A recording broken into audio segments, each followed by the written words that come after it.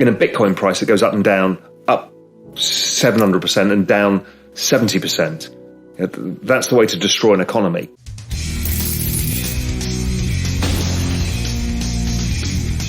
In today's video, Raoul, the co-founder and CEO of Real Vision, takes over the helm to update us on what's driving global markets, his big picture outlook, and how AI is going to change the way we work. What do you think of the dollar's role in the near term with all of this? So the dollar was so big because the US was the largest part of global GDP, and it was the most stable part. Now, as the US has become a smaller part of global GDP, it's more problematic because the global system is now reliant on dollars. So we've got this gigantic euro-dollar market. There's a global shortage of dollars that's ongoing because the US doesn't supply as much dollars into the system anymore because it's not as large a part. That's part of this unstabilizing effect that we've had. But the dollar is, 87% of all world trade and maybe 50 or 70% of all world debts. So there's no way you can walk away. China can't walk away from the dollar without entirely nuking its own country. Nobody can. So it has to be a slow, ongoing process because there's too much debt in dollars and everybody needs it for trade. So if you go to this world that you see people talking about on Twitter, it's like, well, they're going to walk away from the dollar. Great. You've got the dollar debt and you've now got yuan or rupee income. Well, that's the recipe for a disaster.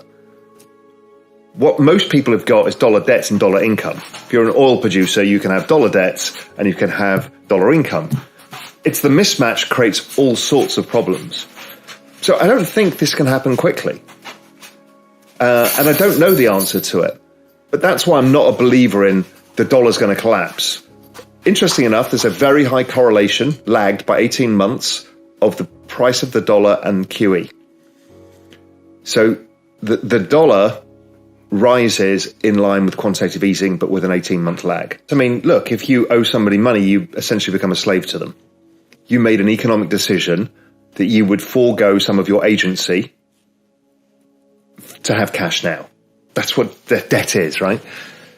And this was what, seeing this rise in 2012 in Europe, where I'd lived this in Europe, when almost all of the countries blew up and all of the banking system blew up. Cyprus, they took the money out of the bank accounts, much what's happening in the US now.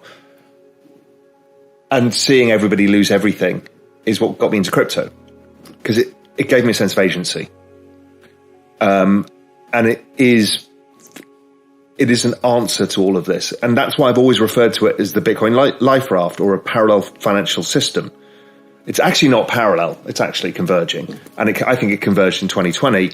But I think, from the Russian sanctions and basically destroying their sovereign reserves, through to ongoing debasement of currency, through to the ever-changing geopolitics and the uncertainties, through to the fact that the adoption of digital technologies overall is increasing the probability of the adoption of digital systems of value, it kind of feels like, okay, well, this is the perfect place for me to get some agency back in my life where I'm not as restricted by the forces. Of course, we all are restricted by the forces because we have to earn a living. We have to live physically in a country where you either have to pay taxes, you have to be part of the political system, and you earn in that currency.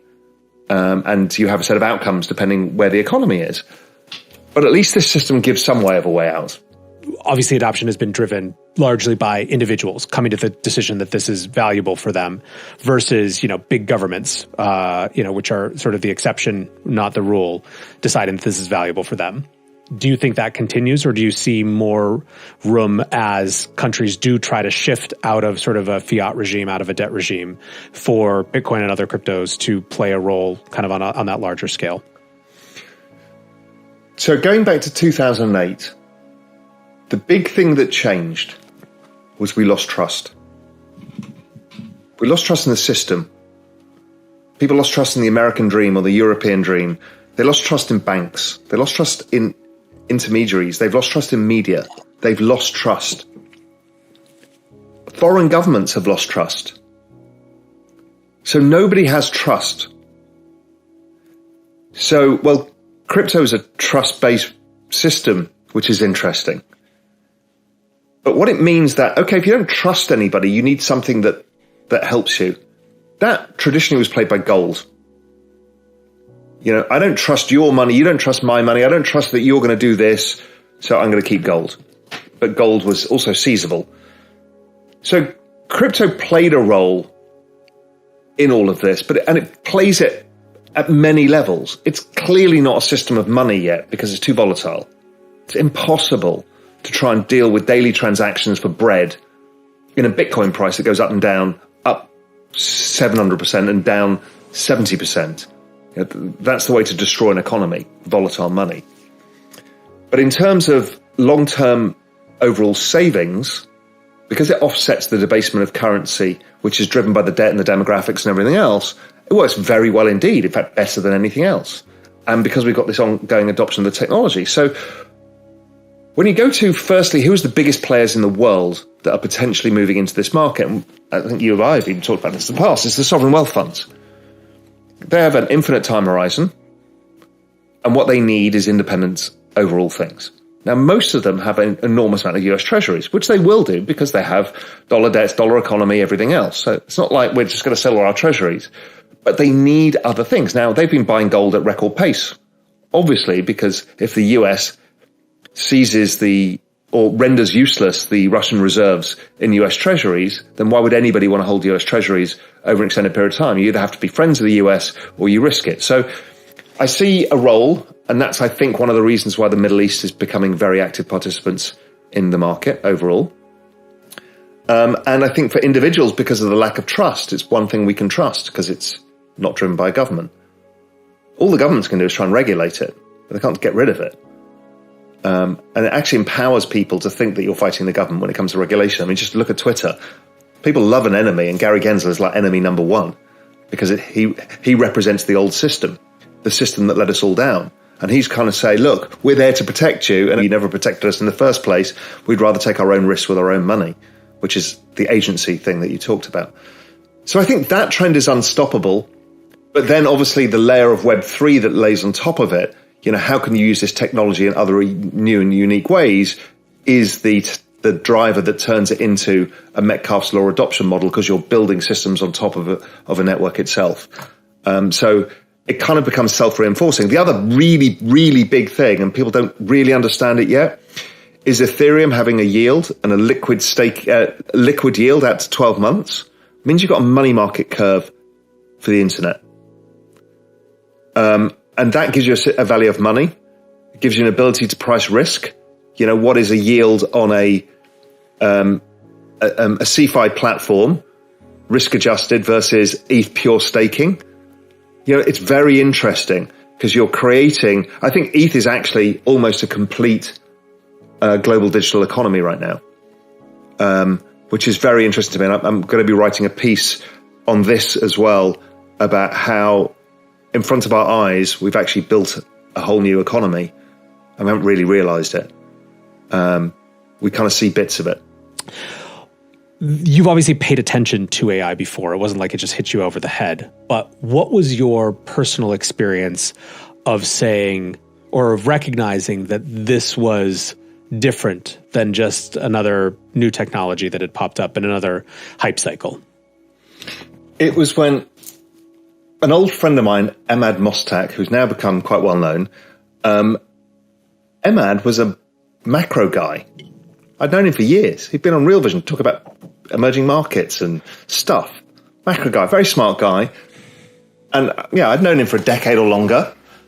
And over the pandemic, he hit me up and said, hey, listen, I've got something interesting for you. I'm working with the WHO building pandemic AI modeling. And I think there's something interesting and we can model out the spread of the virus. So I'm like, great. So he came on and gave us a pretty grim assessment of where the virus was coming. This was February, March 2020. So he was really good. So anyway, thought nothing of it. And I saw him on Twitter starting to show some stable diffusion images and talk about AI. So I just hit him up and said, what are you up to? So he said, look, we need to talk. So I got on Real Vision, sat down and said, right, what the hell is going on? And he laid out what was happening in AI and stable diffusion, and how fast this was happening, and that he was launching, and obviously ChatGPT 3 had launched. So he's like, well, this is kind of where it's going. Within 3 months of that hitting, which was a big shock to everybody, that interview was a huge shock. It kind of, everybody went, shit, I did not know any of this. And then ChatGPT 4 came out, and then it just went, the biggest thing we've ever seen. So yeah, I was lucky. Just by random, I got into this. As you said, we've all been aware of this for a while, but I had that acceleration moment with the first interview with Emad, where I'm like, oh my God, this is happening now. And he's already telling us back then, which was November or something. He was like, yeah, well, text to video, video to video is like, we can create fake characters. He goes, he's buying sports rights to some of the most famous people, I can't really give it away, of all times, could trade AI so they can compete. People who've never competed before. And it's like that, as you were talking about this, warping what is reality. Reality doesn't exist in the way that we understand it to exist anymore. And once you understand that, that was the first breakthrough for me. And then it was the understanding that this is the replacement of human knowledge at scale. So first we can augment ourselves, but it also replaces ourselves as well. And knowledge was not scalable, not in the same way. But this now becomes infinitely scalable, which is what people can't get their heads around yet.